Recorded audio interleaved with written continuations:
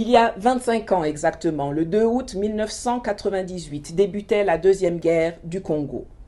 C'est le second conflit le plus meurtrier du monde après la Deuxième Guerre mondiale.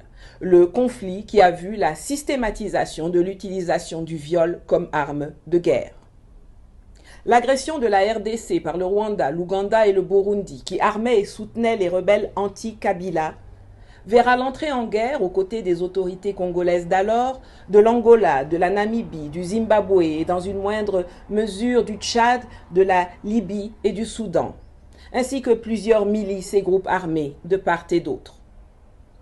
Bien que le conflit ait été officiellement terminé en 2003, les populations congolaises continuent de payer un lourd tribut à la déstabilisation du pays voulue par des puissances étrangères et entretenues jusqu'à ce jour par des relais locaux et régionaux.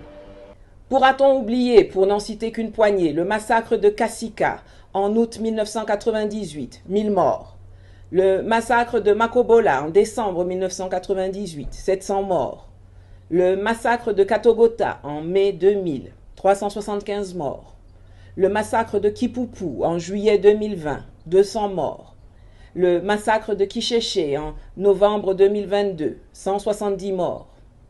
Des milliers de victimes qui s'ajoutent aux 5,5 millions de morts de la Deuxième Guerre du Congo, qui se greffent aux 10 millions massacrés par le roi belge Léopold II pendant l'esclavage et la colonisation.